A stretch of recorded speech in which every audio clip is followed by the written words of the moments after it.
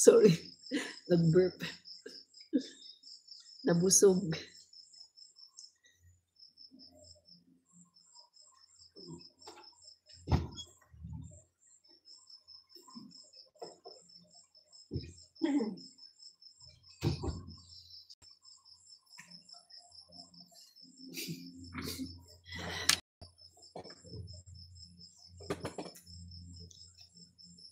Aray ko,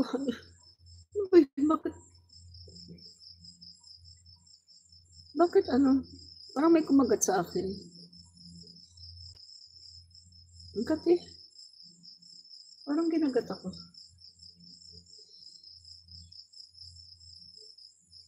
Langgam niya ata.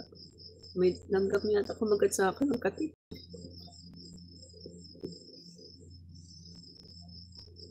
Yung aking noo.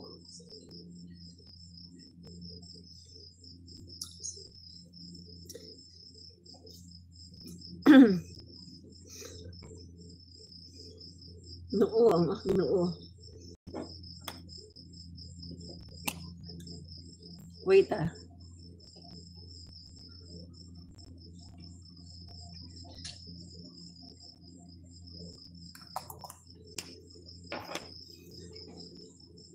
Hi, Janine Contis. That's okay. Yan. Hi. Hi po sa inyo, Janine Contis. Yan. Ano tayo ngayon guys? So parang shadow ban tayo ngayon. Shadow ban. Kasi hindi tayo consistent sa ating pagla-live. Yan tuloy, shadow ban tayo. Hindi kasi tayo masipag mag-live, no? Dapat akong bumawi. No? Hindi kasi ako masipag mag-live eh. Kapag ano, minsan eh, hindi ako nagda-live. Gusto ni YouTube, masipag kang mag-live. No? So, naan ko lang to. Yan. Wala. Tayo muna ay share. Share lang tayo sa ating group. Yan, share ko lang sa group. Share ko lang sa aking group. Share ko lang sa group. Yan, share sa group. Saan pa? Dito, share ko. Share ko lang sa group. Yan. Okay, mga kaibigan, no? Ang atin pong pamagat ngayon sa atin pong ano ay pamagat po natin ay ang kati talaga nitong kagat sa akin ng langgam. Lower house helps Senate boards. Yan. So, tingnan natin ano ba yun So, mga kaibigan, yung ating live kanina, no? Sabi ko nga, uulitin ko. No? Yung last na live natin, sabi ko uulitin ko kasi mayroong ano guys, yung nawalan ako ng sounds, no? Ang tagal kong nawala ng sounds. So, ito uulitin natin yung ating pinakahuling live kanina. Uulitin natin.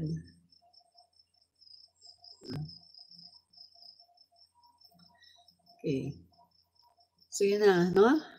So, ito nga mga kaibigan, ito pong medyo nakukumpara yung lower house at saka upper house, yung Congress at saka Senate, no, mga kaibigan. Itong Kongreso, mga kaibigan, ay panay pagtulong ang ginagawa. Ang daming nagagawa ng mga programa, no, ng ating Pangulo, ang dami pong gagawa para suportahan, no, ang programa ng ating Pangulo. At napakarami pong mga pagtulong na ginagawa ang Kongreso sa pamumuno ni Speaker Martin Romualdez, no? At ng Tingog Party List. nag-set aside po si Speaker Martin Romualdez ng 360 million na AKAP funds for typhoon aid relief operation, no? So, alam naman natin na marami pong mga nasalanta sa mga kababayan natin at si Speaker Martin Romualdez po ay naglaan ng 360 million para po sa ayuda sa mga kapos ang kita program. At meron din pong family food packs, other relief goods. At ito po ay binibigay, mga kaibigan, sa mga benepisyaryo ng 36 congressional districts, mga kaibigan, no? Na apektado po ng heavy rainfall at saka ng floods. So, ito mga kaibigan, no? Patuloy po ang pamimigay ng mga ayuda, ng mga food packs, ng Tingog Party List, ang mga kaibigan ng House of the Representatives. At ito po mga kaibigan, AKAP and Relief Assistance, mga kaibigan, ay po, no, sa pamagitan po ng Department of Social Welfare and Development under Secretary Rex Gatchalian in coordination po ng mga LGUs. So ito po ay mabilis na nabibigay sa mga beneficiaries, mga kaibigan, no, in coordination of the LGUs. So each congressional district, mga kaibigan, no, sabi ko nga kanina, 10 milyon po para po sa mga residente ng mga apektado ng flooding at saka ng displacement and other emergency related. So kita natin mga kaibigan na si Speaker Martin Romualdez ang presidente ng dominant party, Lakas Christian Muslim Democrat, no? So mga kaibigan, si Speaker Martin Romualdez ang namumuno, Speaker ng 19th Congress, isang matagumpay na 19th Congress, at siya rin po ang inaasahan na mamumuno ulit sa 20th Congress, mga kaibigan, no? Dahil nasa kanya po ang numero.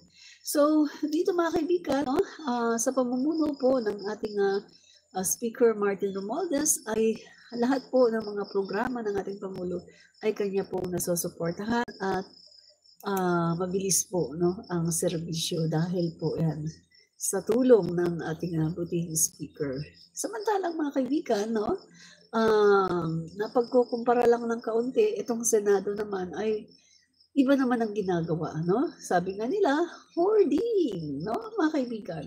So, siguro ay napag-alaman nyo na tungkol sa Senate insertion, no? Sa hidden pork o hidden pork barrel, no? Senate insertion.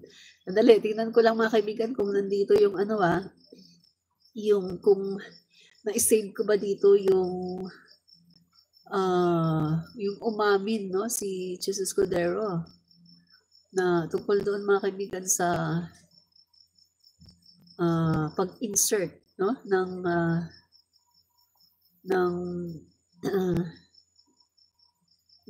billion, no? Tingnan natin kung nandito yun. Saglit, tingnan natin.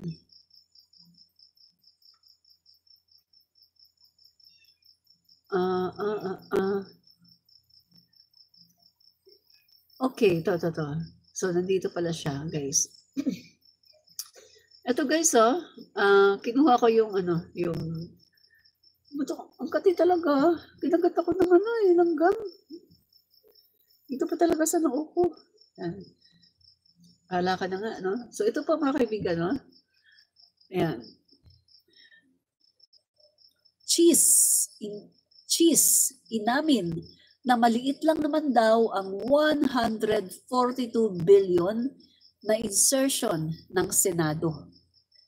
Yan, maliit lang naman daw yung 142.7 billion na insertion ng Senado. So kung maliit mga kaibigan, kung talagang maliit ang 142 billion, ano kaya ang malaki para sa kanya? Matatandaan niyo ba mga kaibigan, yung kay Napoles, yung sa pork barrel scam, Napoles nakulong dahil sa 10 billion. Tingnan niyo yan mga kaibigan, ha? Napoles nakulong dahil sa 10 billion na pork barrel. Samantalang ito, no? Ito mga kaibigan, sandali, hindi pala, sorry guys, no, hindi ko pala na, hindi nyo kita yung, yung picture, no? Hindi nyo nakita yung picture. Sorry po, Kalimutan kong i-done, no? Para mag-appear yung picture. Sorry po, sorry. So, ulitin ko ha. Ulitin ko. Ayan mga kaibigan, no? Cheese, inamin na maliit lang naman daw ang 142 na insertion ng Senado, no? Sabi po ni Cheese Escudero. Maliit lang naman daw ang insertion, no? 142 billion, no, ng Senado. Pero mga kaibigan, kung matatandaan po ninyo, si Napoles nagkaroon po ng skandalo noon sa pork barrel sa panahon po ito ni Pinoy. Ayan po mga kaibigan, no? Napoles nakulong dahil sa 10 billion. 10 billion nakulong po si Napoles, no? So, kita po natin dito mga kaibigan na 10 billion nga nakulong nga si Napoles eh. Pagkatapos, itong si Escudero, sasabihin lang niya na maliit lang naman ang insertion. Ano yan? Ano yan guys, no? Maliit lang naman daw ang insertion. Kaya, ayan o, sabi niya o, Cheese, inamin na maliit lang naman daw ang 142 billion na insertion. Yan. So, maliit lang naman daw, kaibigan, ha? 150 billion. Sabi niya, 150 billion over a 6.3 trillion budget is only 2%. Naliliitan pa talaga siya. Naliliitan pa talaga si Cheese Escudero sa 142 billion na insertion. Diba? Grabe mga kaibigan, no? Naliliitan pa talaga doon si Cheese Escudero. Ay, may nagkakalat ng fake news, oh. Sabi niya, 1 billion a day, flood control budget. Oh, alam niyo, kaya kayo napapatawag sa Kongreso. No, yung mga vlogger nyo, kasi nagkakalat kayo ng fake news. No, there's no such thing as 1.4 billion a day. That's totally fake news. So mga kaibigan, nakita nyo itong comment ng isang DDS dito, ha? Fake news po yan. There's no such thing as 1.4 billion a day flood control budget. Wala pong ganon, no? So yan po, ganyan po sila mag-fake news, no? Malala po sila. Sila po ay mga utak jamblo. Malala sila maggawa ng fake news, no? So, ito po mga kaibigan, no? So 142 billion, yan po. Maliit lang daw yan, ang sabi po ni Cheese Escudero. So, ito mga kaibigan, no? Basahin po natin ito. Senate President Cheese Escudero quietly inserted 142.7 billion into the 2025 budget. No breakdown, no transparency, no direct help. Yan po mga kaibigan ang ginawa ni Cheese Escudero. So mga kaibigan, no? Tahimik mga kaibigan, nananahimik siya na ginagawa niya ang bagay na yan. Habang ang mga dilawan at habang itong mga DDS ay pinabati ko si Speaker Martin Romualdez sa insertion na yan, mga kaibigan, ang akala nila na si Speaker Martin, hindi po nila alam na ito, ang may gawa nito ay si Escudero. So ngayon mga kaibigan, ito ay nalalantad na ngayon sa taong bayan na ang tunay na salarin ay hindi po si Speaker Martin, kundi si Cheese Escudero. Kaya nga mga kaibigan, sabi ko sa inyo, ay ibinasura po yung ikinaso, no? Yung ikinaso ng mga dilawan kay Speaker Martin sa Sandigan Bayan tungkol sa ibinasura. Dahil nga, hindi naman kasangkot doon si Speaker Martin. And even yung mga kongresista, nagtataka nga sila, sabi, bakit dinadamay si Speaker Martin? Wala nga si Speaker Martin sa BICAM. Diba? Ang nandun yung mga senador. At ang merong say sa BICAM ay ang mga senador. Diba? Mga kaibigan, pagdating po sa BICAM, yung mga senador ang talagang may say doon. Yan, sina Cheese Escudero, sina Grace po.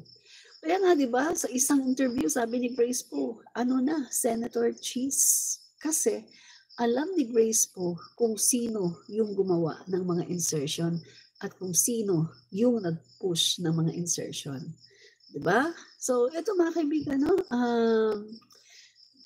Ito ay natatopic natin ngayon, mga kaibigan, para pinapakita natin dito kung gaano po kasama, no, itong ginawa ni Cheese Escudero. 142.7 billion hidden, mga kaibigan, no? Ito po ang ginawa. So, wala pong transparency, walang direct help, no, mga kaibigan. Kaya nga, ang sabi po ni Speaker Martin Romualdez, pagdating sa 2026 national budget, no, dapat ay kapag merong BICAM, dapat ipakita sa taong bayan, dapat may camera, dapat nandiyan ang mga press, ipakita sa TV, nationwide, dapat ipakita yan. Yan po ang sinabi ni Speaker Martin Romualdez para maiwasan na yung nangyari noong 2025. Kasi, mga kaibigan, ang mga kababayan natin, ang pinuputukan nila dahil po sa pamumuno ni Sara Duterte, sa paninira niya kay Speaker Martin, na kesyo si Speaker Martin, ganito, ganyan, sa paninira nila. So, akala ngayon ng mga ibang mga bugok ng mga Pilipino na si Speaker Martin ang gumagawa. Yun naman pala, napatunayan, mga kaibigan, na wala naman palang ginalaw si Speaker Martin doon sa budget na ipinasa ng Kongreso, no? Ang nangyari po, ang paggalaw at pag-insert ng mga budget na yan sa BICAM, kung saan dominante po si Chis Escudero. Siya po ang Senate President. Siya po doon ang talagang nag-push ng mga insertion na yan. Diba? Yan po ang katotohanan. Lynn Tamore Adminrich, hello po, Madam. Ask ko lang po, na-dismiss po ba ang impeachment ng Supreme Court? Di po kasi ako updated.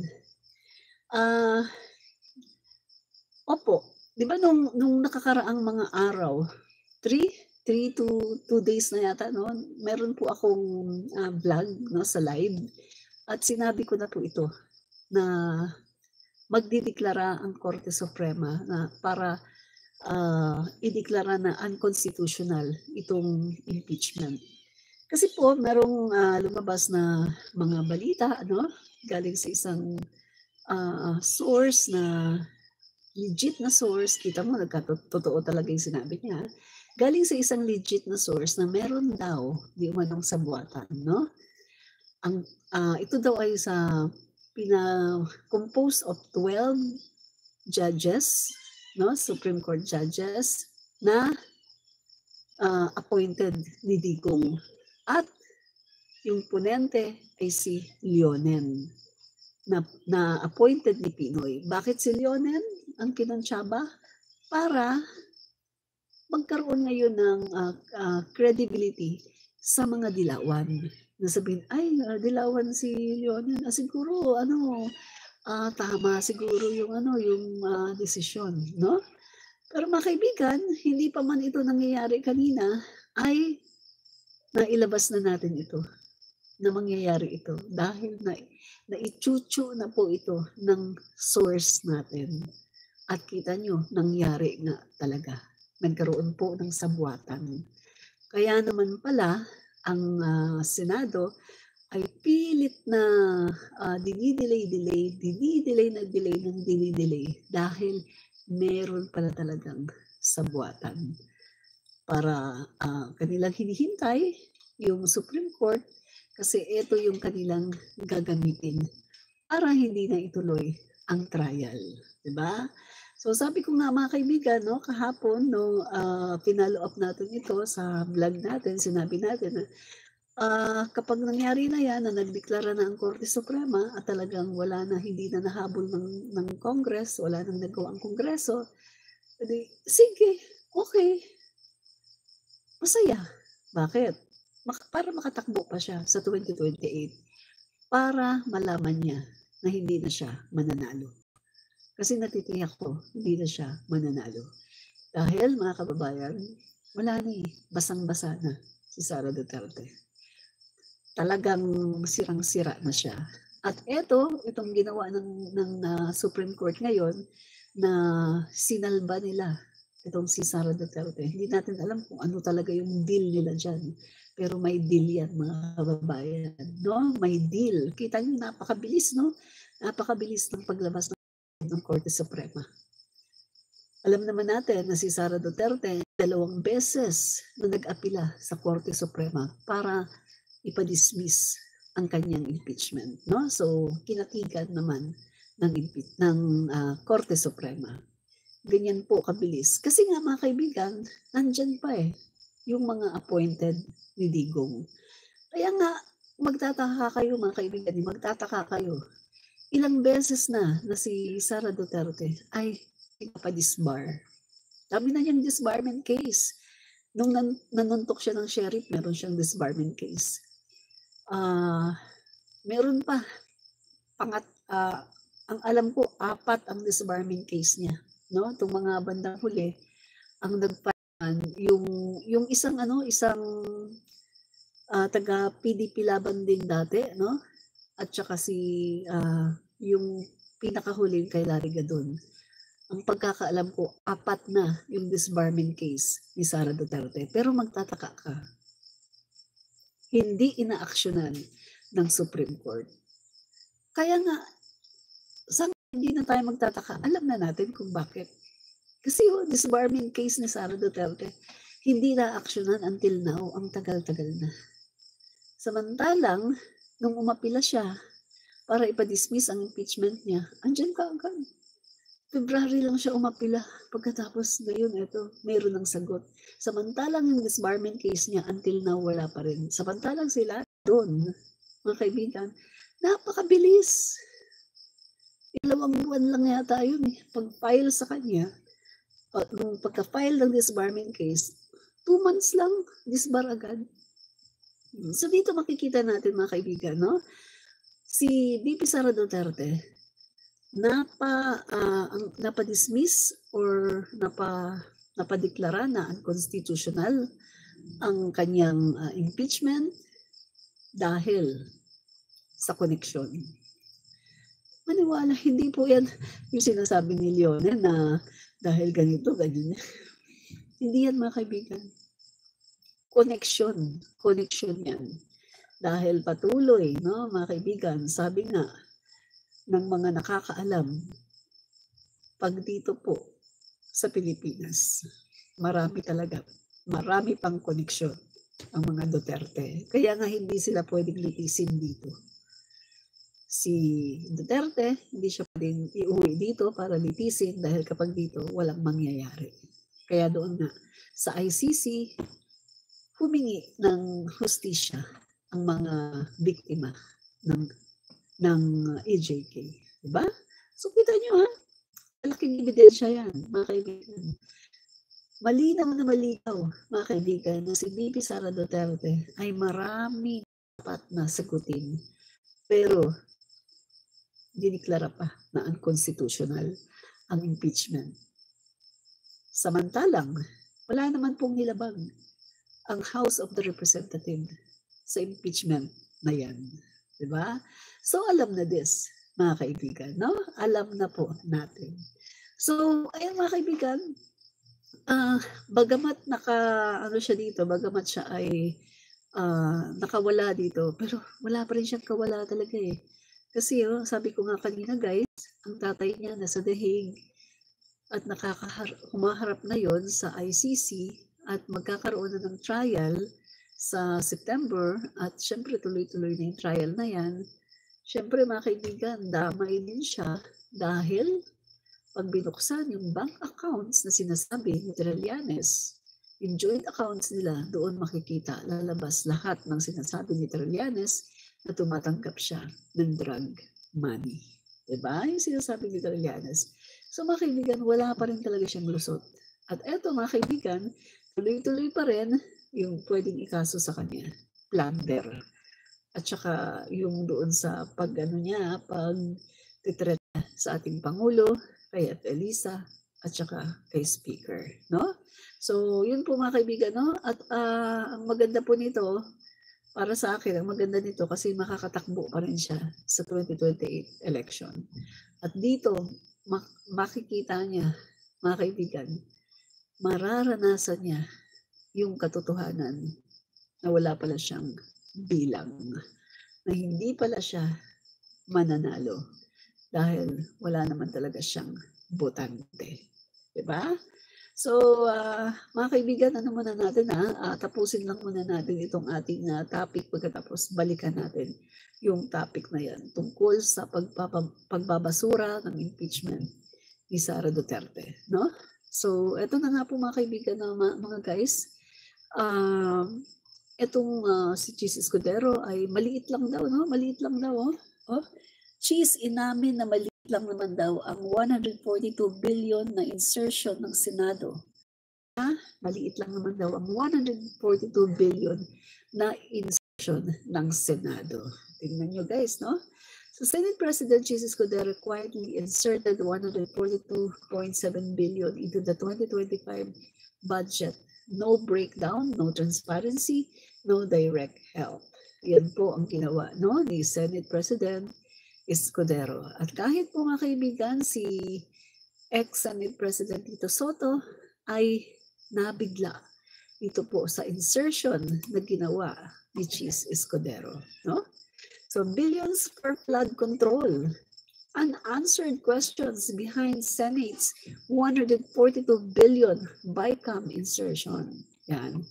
So yan guys In the Philippines, monsoon rains battered much of the country this month. Blah blah blah, no? Pagkatapos po dito mga kaibigan ay bakit nag-insert ng napakarami para sa flood control? Ito po mga kaibigan top 10 BICAM insertions, no? Senate President Francis Cheese Escudero, no? Sa Bulacan, nagbigay po siya, no, sa kanyang insertion ng 12 OMG, ang laki. 12 billion? 12 billion. Nakakahilo ang no? And then sa Sorsogon, 9 billion something. Mindoro, 8 billion something. Batangas, 7 billion something. Davao, 7 billion something. Misamis Occidental, 6 billion something. Quezon Province, 5 billion something. And Cavite, 5 billion something. Valencia, 4 billion something. Cebu, 4 billion something. Grabe.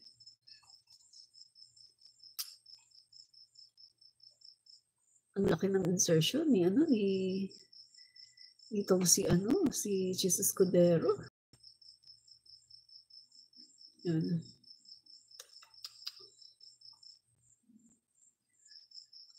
So Bulacan is also the home province of Senator Joel Villanueva, a close ally of Escudero, who is widely expected to reclaim his previous post as Senate Majority Leader when the 20th Congress opens in July 28. So Sorsogon, Escudero's home base, came next, 9.13 billion. Kay Villanueva, 12.08 billion. Kay Cheese Escudero, 9.13 billion. Mindoro, 8.36 billion. Batangas, 7.32 billion. Davao, 7.21 billion. Misamis Occidental, 6.52 billion. So ito mga kaibigan para daw yan mga yan sa flood control. Flood control daw mga kaibigan, no? Yan po ang insertion na ginawa ni Cheese Escudero, no? So ganyan po mga kaibigan, yan po si Cheese Escudero. Habang ang House of the Representative ay tumutulong, si Cheese Escudero naman ay nag-i-insert para busugin ang kanyang mga kaalyado. Lynn Tamori, maraming salamat Lynn Tamori sa palipad. Salamat po, no? So yan mga kaibigan, no? Uulitin natin, no? Habang ang Kongreso ay tumutulong, naglalagay ng mga proyekto para mahihirap, katulad na lang ng AKAP, ng TUPAD, ang Senado naman ay silently, tahimik na nag-insert ng mga bilyones para sa mga flood daw. Sabi nung isang, nakalimutan ko kung sino 'to, yung nagsalita noon, mga kaibigan, napanood ko sa radyo 'no. Yung flood control na 'yan, sinasabi nila na, ito gagawin daw project, 'yan daw ang madalas na napupunta sa bulsa. Hindi natin sinasabing yang mga pera na 'yan na napakalaki na 150 billion plus ay pinunta lang sa bulsa nila. Pero ito po, ayon po doon sa sinabi ng isang napanood natin 'no, sa, online, mga kaibigan 'no, sa internet, sa social media, na 'yan daw, mga kaibigan, mga flood control daw na 'yan daw ang madalas na napupunta sa bulsa. Kaya nga daw, mga kaibigan, magtataka ka, ang daming flood control na nilalaan na budget, pero yung flood hindi naman nawawala. So make sense, mga kaibigan? Napapaisip ako, oo nga, ang lalaki ng mga flood control budget na sinasabi. Pero yung flood hindi naman nawawala. Ano yun, mga kaibigan? Diba?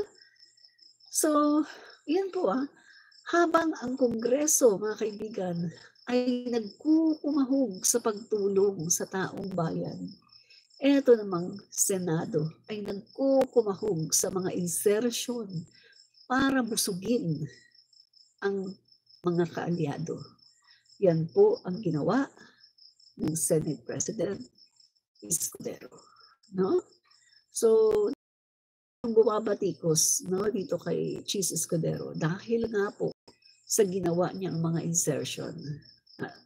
Alala nyo, earlier this year, binabatikos si Speaker Martin. Si Speaker Martin hindi naman kasi kumikibo at hindi niya pinagtatanggol ang sarili niya. Hindi naman pala siya. Ito naman palang may kasalanan, ito si Escudero. Nananahimik, siya naman palang may kasalanan. Si Speaker Martin, binuntun lahat ang paninisi kay Speaker Martin, hindi naman kasi nagsasalita at hindi naman kasi pinagtatanggol ang sarili niya, parang si Pangulong Marcos din, na kapag binabatikos, kapag pinagbibintangan, hindi nagsasalita, hindi nagtatanggol sa sarili. Yun naman pala, ito naman pala ang magawa. Ito naman pala ang gumawa. Yan yung lalaki na yan. Diba? So ngayon lumabas na, mga kaibigan, lahat na nakakaalam na ito pala ang may gawa ng mga insertion sa GAA at hindi naman pala si Speaker Martin Romualdez. Diba? So, yun, mga kaibigan, ang katotohanan, no? O meron na namang DDS na fake news peddler, 150 million daw, kawawa daw yung pumirma. There's no such thing as 150 million. Yan ay pakalat ng mga DDS, ng mga fake news peddler. Tandaan nyo guys dito sa ating vlog, i-correct natin yung mga nagkakalat ng mga fake news. So, fake news po itong si ITEL A70 Mobile, no? Na sinasabi niya yung 150 million daw, no? Bawat yung pumirma. So, mali po yun, no? Kaibigan, that's fake news. Yan. Mahiya ka sa balat mo, no? Ikaw ay nagkakalat ng fake news. Ikaw ay anak ng dyablo dahil ikaw ay sinungaling, no? So, mga kaibigan, yan po guys, no, ang mga insertion na ginawa ni Cheese Escudero. Yan. Tingnan pa natin itong isa.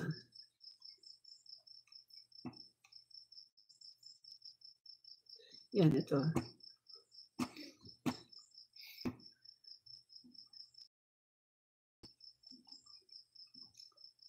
Yan. So,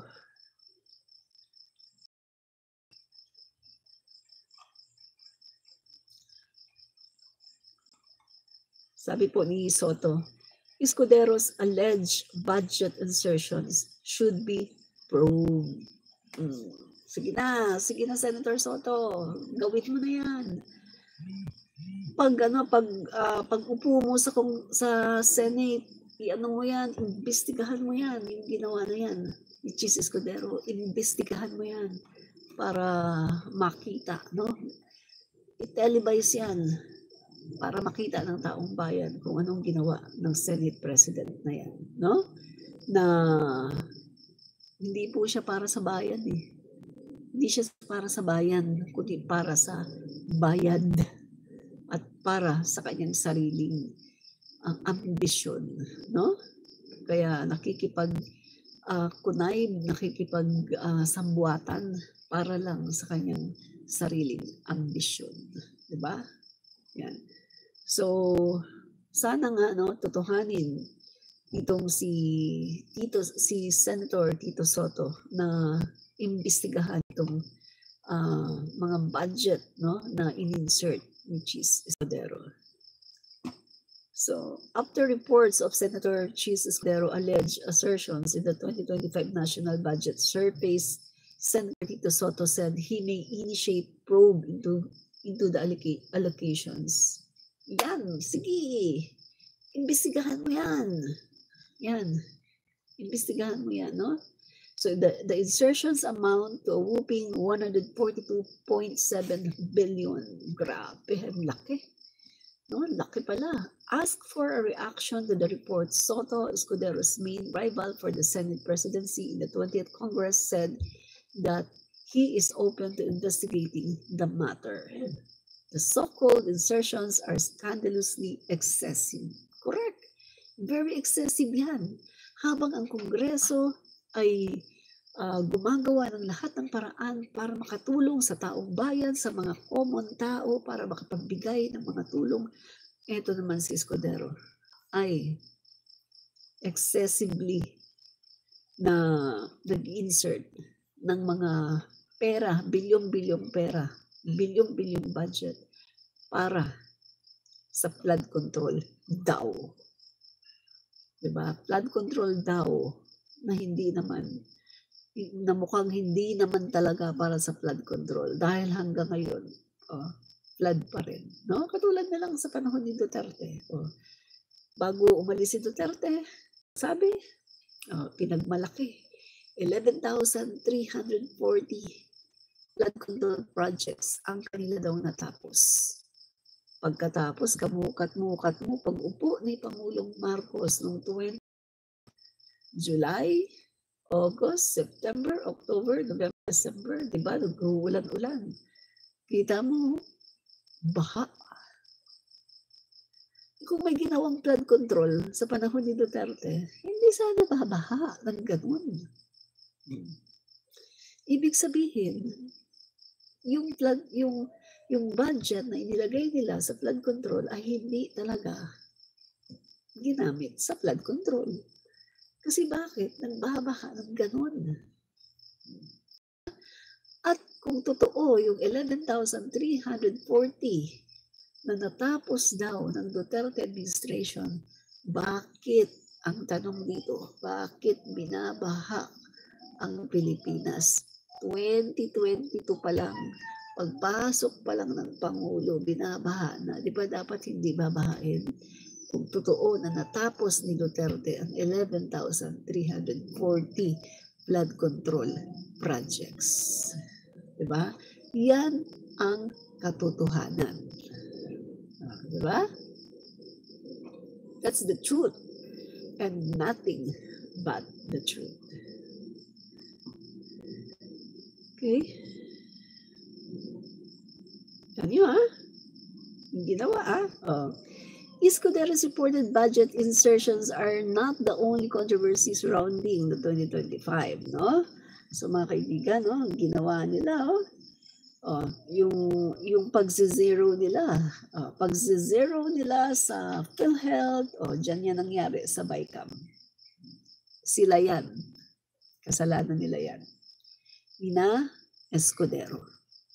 Dahil doon pala, mga kaibigan, ito doon pala sa Kongreso, Hindi naman pala binawasan yun eh. Nag-zero budget lang pala yung PhilHealth na yan doon sa BICAM, kung saan si Escudero ang nasunod. Di ba? Yun yun mga kababayan. Yan ang katotohanan. Di ba? Sabi ni Let's Go Mar, di bagay sa'yo maging content creator.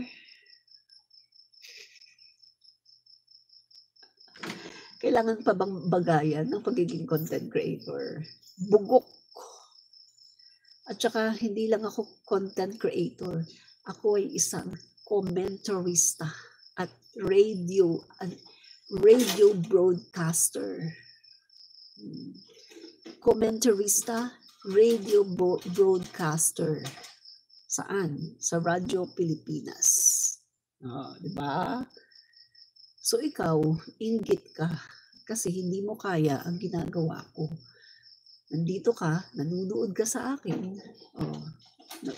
Subscriber ba kita? Nanonood ka sa akin. Hindi mo kaya ang ginagawa ko. Kasi ikaw, inggiterong bugok. Diba? Inggiterong bugok. Yun ang totoo. Okay. So, yan guys ha. Makikita natin ha. Ang Kongreso, ang Tingog Party List, nagbibigay ng tulong, nagbibigay ng ayuda, nagawa ng mga programa ng gobyerno na makakatulong. Samantalang ang Senado sa pamumuno ni Chis Escudero, nagdadagdag lang ng 142 billion insertion sa budget na hindi natin alam kung paano ginamit, kung saan, at kung ano ang nangyari. Diba? So, nakakalungkot. Yung ating mga senador, ganito na sila ngayon.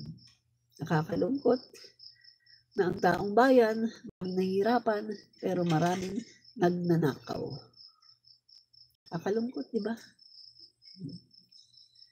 Kaya itong gagawin ni Senator Tito Sotto, maganda yan. Mag-initiate siya ng investigasyon diyan sa mga insertion na yan ni Chis Escudero. Maganda yan, mga kaibigan. Alam niyo kung bakit gusto ko si Senator Tito Sotto na maging Senate President? Kasi si Senator Tito Sotto, public service talaga siya. At mind you, hindi niya tatanggapin ang kanyang sweldo. Ang sweldo niya ay itutulong lang niya sa taong bayan. Hindi siya tatanggap ng sweldo para lang ito pantulong sa taong bayan. Talagang ano siya, public servant. Kaya ako mas gusto ko si Tito Sotto ang maging Senate President. Diba? Yan. So, walang alam siya, oh. Walang alam mo. Ano daw ang nagawa ni Tito Sotto? Halatang walang alam. Bugok.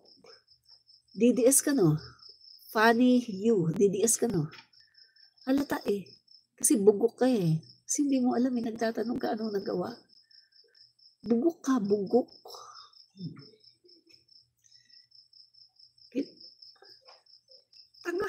Tanga, bugok na. Tanga na, bugok pa.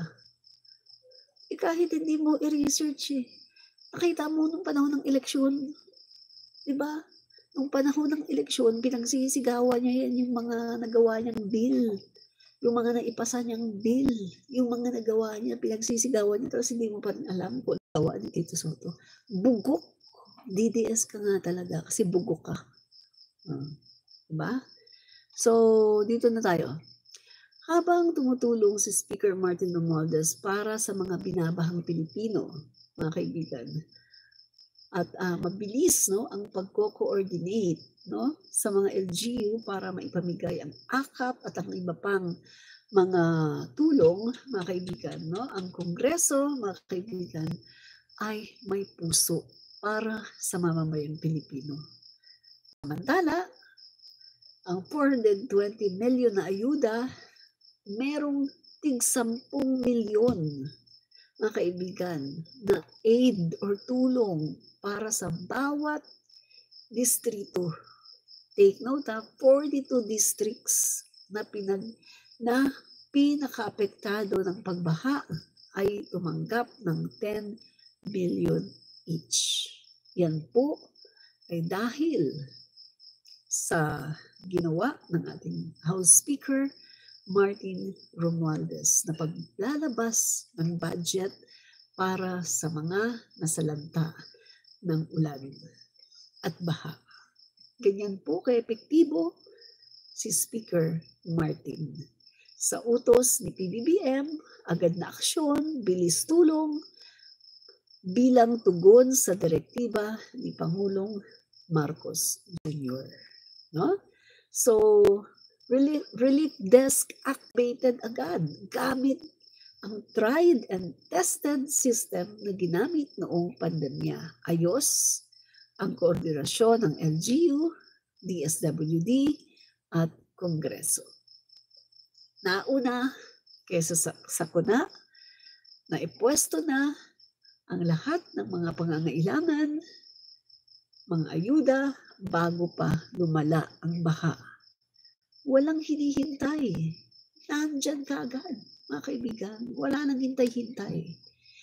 Yung kanin, pagkain, at ang presensya, may mga hot meals, relief goods, at akap, mga kaibigan, matulong ng gobyerno, tulong, mga kaibigan, magmula sa puso, no? Sa pamumuno ng ating Pangulong BBM at Speaker Martin, no? Mga kaibigan, natulungan po ang mga nasa evacuation center sa Marikina, Quezon City, Rizal, Manila, at iba pa. So, hindi na tayo nag-iisa, mga kaibigan. Ramdam natin ang gobyerno sa tulong ni Speaker Martin Romualdez. May hatid agad-agad ang tulong at assistance, no, sa 42 districts na na-cover. Mula 36, naging 42, padami ng padami. Walang politika, kundi tulong-tulong para sa lahat. Kasama, mga kaibigan, syempre, no? Sina Congressman Abante, Congressman Chanco, tumulong din sina Atayde, Kimbo, Romulo, Zamora, Alvarez, at iba pa, no? Enabler si Speaker Martin Romualdez. Hindi siya. Kumbaga, enabler siya, no? Enabler, hindi gatekeeper. Tumutulong, hindi lang nangunguna, no?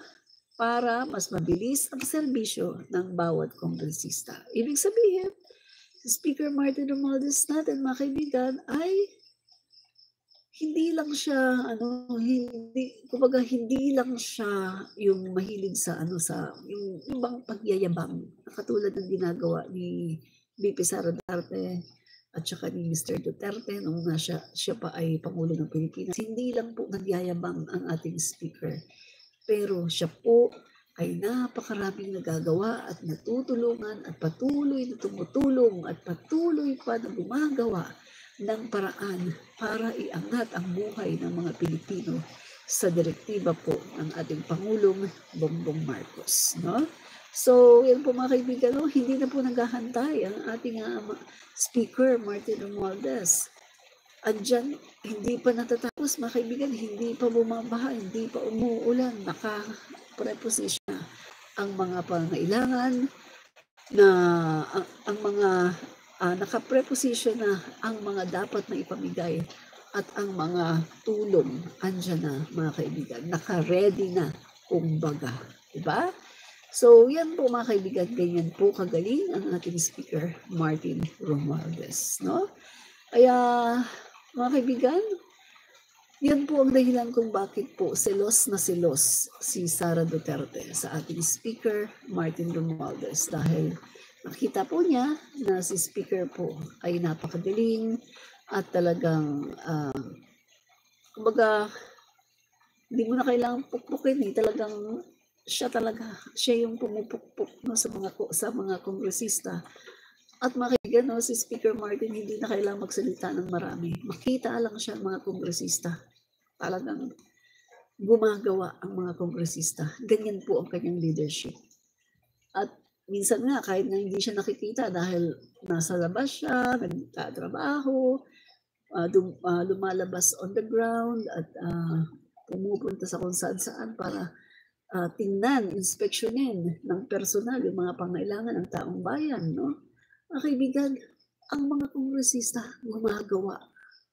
gumagawa sila kahit na hindi chine-check ni Speaker Martin. No, gumagawa sila dahil nandoon ang kanilang respeto, nandoon ang kanilang pagsunod, no, sa kanilang leader na si Speaker Martin Romualdez. Ganyan po kagaling ang leadership ni Speaker Martin Romualdez. Ganyan po ka-strong ang leadership ni Speaker Martin Romualdez. Napakagaling po niya para pong Pangulo din natin si PBBM, no? Kaya sabi ko nga, fit na fit talaga siya na maging Pangulo ng Pilipinas. Kapag siya po ang naging Pangulo ng Pilipinas, kapalit ni PBBM, talagang tuloy-tuloy ang lahat ng proyekto ng ating Pangulo. 20 pesos na bigas, murang mga bilihin, at ang lahat po ng mga pag-unlad, no, sa bagong Pilipinas ay tuloy-tuloy po yan. Kapag po ang kasunod kay PBBM ay si Speaker Martin Romualdez. Kapag siya po ang naging presidente sa 2028, yan po ang mangyayari. Talagang tuloy-tuloy ang pag-unlad ng ating bansa. No? Yan po mga kaibigan, ang katotohanan. No? So, yan po guys, no, mga kaibigan. Ito naman guys, no, bigyan ano lang natin to. Tungkol po ito sa SONA. Yan. So,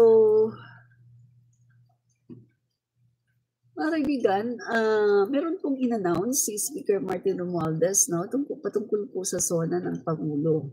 Okay, ang sabi po dito, House members support Speaker Romualdez call to shed pageantry in SONA. Di kailangang magarbo. No?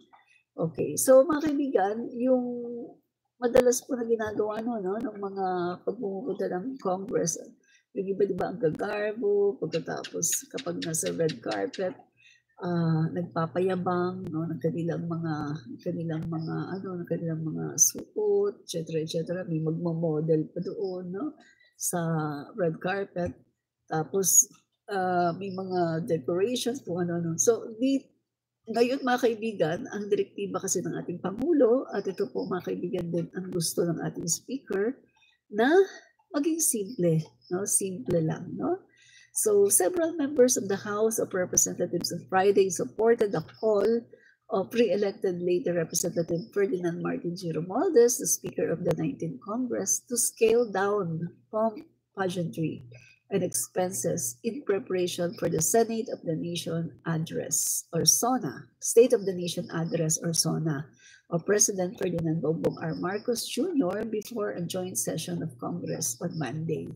So the appeal is intended to show the empathy of lawmakers and those government for victims of the succession of typhoon and that struck many parts of the country this week. I fully support the call of Speaker Martin Romualdez to simplify the conduct of this year's SONA. It is respectful and compassionate gestures, no? So mga kaibigan, sinabi po yan ni Representative Jude Asidre, no, na sinusuportahan po, no, ang call ng ating Pangulo at ni Speaker na gawing silang itong SONA na to. No? So tama lang na hindi dapat magarbo ang SONA. It should reflect the constitutional duty of those in public office to act with utmost integrity and lead modest lives.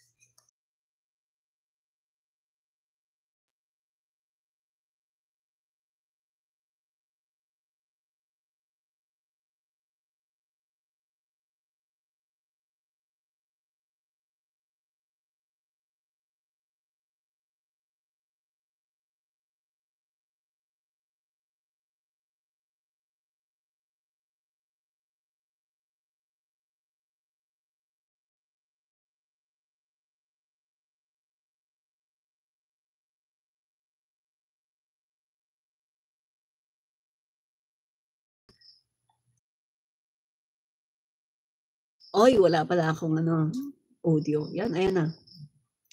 So, sabi po dito, tama lang yan na hindi dapat magarbo ang SONA. Yan, it should reflect the constitutional duty of those in public office, no? So, supporting Representative Romualdez call, Pasig City Representative Roman Romulo said, sumasang-ayon tayo sa panawagan ni Speaker Martin na gawing simple ang SONA. Ang importante sa SONA ay marinig natin ang direksyon ng administrasyon para makatulong sa ating bansa at sa bawat Pilipino. Mga kaibigan, no? Meron pala ditong statement si VP Sara Duterte. Isang statement na talaga namang statement ng isang bugok. Statement ng isang bugok.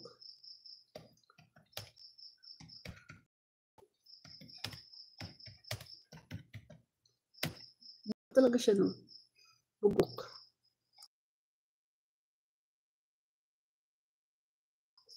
Ito po, mga kaibigan.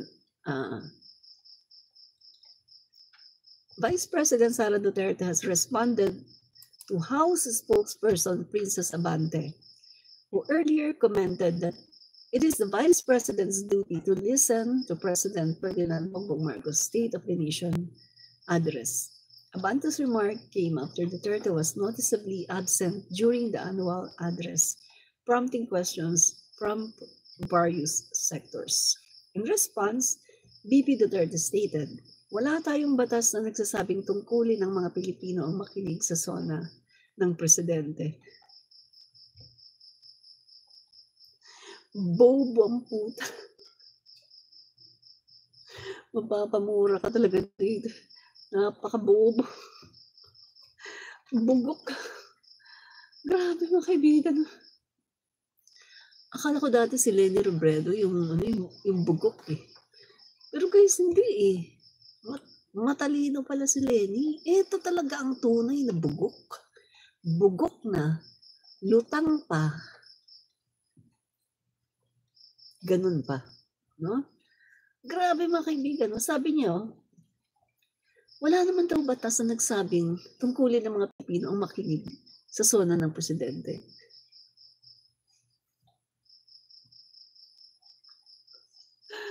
Ay, Diyos mio, bobo naman eh. Ito, napaka-bobo. Hindi naman kailangan ng batas yun eh. Alam mo, common sense lang yan, no? Common sense.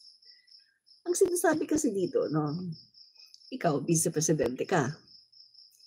As vice-presidente, nag-aantay ka na mawala ang Pangulo. Ikaw ang papalit na presidente. Ngayon, anong gagawin mo? Hindi ka nakikinig ng SONA. Hindi mo alam kung ano na yung state of the nation. Hindi mo alam kung anong ginagawa ng gobyerno, ng Pangulo para sa ikaunlad ng bayan. Wala kang idea kung ano na ang nangyayari sa present administration kasi hindi ka nakikinig. Bobo, gaga. Napaka-bobo. Lawyer ba to? Talaga bang lawyer yan? Bakit ang bobo? Mga kaibigan, common sense lang yan eh. Kahit grade 1, alam yan. Hindi mo na kailangan ng batas para makinig ka ng SONA. Bilang isang mamamayang Pilipino, para sa akin bilang isang mamamayang Pilipino na concerned sa ating bayan, katungkulan ko na makinig sa SONA ng Pangulo. Para alam ko kung ano na ang state of the nation. Para alam ko kung nasaan na tayo, kung ano na ang ginagawa ng Pangulo, ng gobyerno, para masundan natin lahat yan.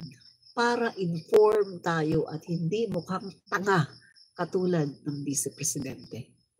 Kaya siya tanga, kaya siya bobo dahil ilang SONA na ang hindi niya pinupuntahan, kaya tanga talaga siya. Grabe mga kababayan, ano? Ay, ano ba tong si Sara? Adik ba to? Bakit ganito siya mag-isip? Adik yata to eh. Ganito siya mag-isip. Hindi na kailangan ng batas para Kumbaga para makinig ka sa Pangulo, hindi mo na kailangan ng batas. Dito mga kaibigan, literally, parang kinukumbinsi niya ang mga tao na maging rebelde. Literally, kinukumbinsi niya ang mga tao na huwag kayong makinig sa Pangulo. Na huwag niyong pakinggan ng Pangulo, huwag kayong sumunod sa Pangulo. Literally, siya po ay isang toxic na komunistang NPA. Siya po mga kaibigan ay bitter, komunistang NPA lumalaban sa gobyerno. Yan po ang Vice Presidente natin ngayon. Nakakahiya talaga na nagkaroon tayo ng ganitong Vice Presidente. Kung pwede ko lang ibalik ang panahon mga kaibigan, sana sinunod ko na yung utak ko, yung gusto ko na ang iboboto kong Vice Presidente ay si Tito Sotto. Hindi ko naman talaga iboboto yan eh. Binoto ko lang yun dahil kay PBBM dahil sinabi niya. Si Tito Sotto sana ang binoto ko. Hindi sana ako nagsisi ngayon. Diba? Kakahiya mga kaibigan. Ay, bobo. Bobo ang gaga. Ano pa? Okay. Sabi pa ha, she further explained that it's the president who holds the constitutional responsibility to deliver the SONA, not the people to listen. Bobo ang gaga. Parang sinabi na niya sa classroom na wala naman tayong batas na sinasabi na required makinig ang mga estudyante sa teacher. Parang gano'n yan, mga kaibigan. Bobo ang gago. Bobo talaga. Grabe mga kaibigan, napaka-bobo. Bangag yata ito eh. Bangag talaga yan. Grabe. Bobo. Gano'n yung ibig niya sabihin guys eh. Na wala namang batas na nagsasabi ng mga estudyante ay kailangang makinig sa teacher. At para na rin niyang sinasabi, no? Pagdating sa classroom type na wala namang kahit hindi naman kayo makinig sa teacher. Kasi ang teacher naman, siya naman yung katungkulan niya na magturo. Pero ang mga estudyante, wala namang katungkulan na makinig sa teacher. Ganon. Bobo. Ay, bakit tayo nagkaroon ng Vice Presidente na bobo? Grabe, no? Napaka-bobo talaga. Baliw pa. Sabi pa niya, ang nasa batas natin nakalagay na tungkulin ng Presidente na magbigay sa ating mga Pilipino kung ano yung estado ng ating bansa. Siya yung may tungkulin. Tayo yung walang tungkuling makinig.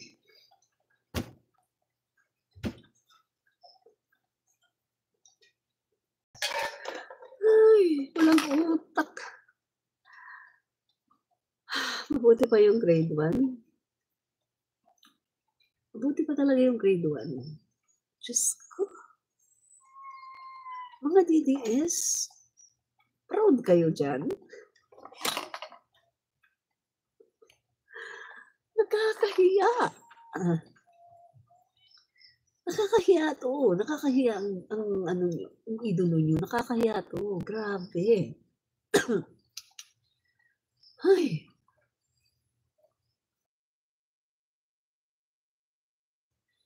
President Ferdinand Bongbong Marcos is set to deliver his fourth State of the Nation address. Nakakahiya siya. Grabe, no? Natin to, ikalat natin to para makita ng buong bayan kung gaano siya katanga. No? Ikalat natin ito. Para makita ng taong bayan, ay ganyan pala katanga kabobo ang Vice Presidente. Nakakahiya. Naku. Ay, Diyos mio. Bobo ang gago. So mga kaibigan wrap up na tayo. Mga kaibigan, wrap up na po tayo. So, yun po. Napatunayan natin na ang Kongreso nagtatrabaho, tumutulong, ginagawa ang lahat para sa kapakanan ng taong bayan. Samantalang ang Senado naman ay puro lang pamumulitika. Insertion ng mga budget para musugin ang mga kaalyado at pamumulitika. No? So, maraming po salamat mga kaibigan, no? Maraming po salamat. TYT Gas, let's go. Andyan ka pa, no? Yes, maraming salamat TYT Gas, no, sa panonood. At maraming salamat din, no, sa lahat, pati mga DDS na nanood dito. Pakarya S, salamat po. Benito Idagdag, Fanny Yu, Nicole Olivar, salamat sa panonood. Ronel Ligada, salamat po. Tolitz Montejo, Nicole Olivar, marami pong salamat. Justoni Handugan, salamat po sa panonood. At thank you din po kay TYT Gas. Let's go Mar, salamat po sa panonood. Gina Cabanas, marami po salamat. Sino pa? Okay. Agleserio Alido Jr. Marami pong salamat sa panonood. At kay sino pa ba? Arnel Rubia, marami pong salamat sa panonood. At thank you din po kay Fanny Yu. Sino pa ba? Nabasa ko. Nicole Olivar, salamat po. Leticia Ocampo, salamat po sa panonood. Fanny Yu, salamat po sa panonood. Nabasa ko na pala. La Ryan, salamat po sa panonood. At salamat din po kay Benito Idagdag, nabasa ko nito. Nicole Olivar, thank you kay Kuya Nelson TV. Marami pong salamat din sa panonood. Black, marami pong salamat. At Kamoting Kahoy, salamat po sa panonood. Thank you din kay Ricky Kadyang, marami po salamat. Kamoting Kahoy, marami po salamat. At salamat din po kay isa ba? Juliet Valdez, marami po salamat din kay sino pa ba to? Ouch Guevara, marami pong salamat din kay Ase Goldie, salamat din po kay Ayman Makasasa, Ana Gatbonton, salamat po sa panonood, no? At marami din pong salamat sa panonood ni salamat po kay Reynaldo Templa, Itel A70 Mobile, salamat po kay Lynn Tamori, marami pong salamat, no? At thank you din po kay Willie De Leon, Christian Vergara, marami po salamat, no? Thank you din po kay Maria Teresa Zamami, yan, Lynn Tamore. Salamat din po kay thank you po madam sa explanation, Lynn Tamori, yes po, no? Marami po salamat.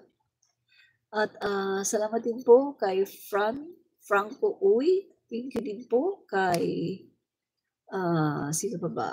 Steve Fronda, thank you din po kay Agripina Liza Rondo, salamat din po kay Michael Sabagala, Melchor Silisipan, salamat din po kay Daniel Nabea, salamat po Daniel Nabea, Christian Vergara, salamat po, sino pa ba?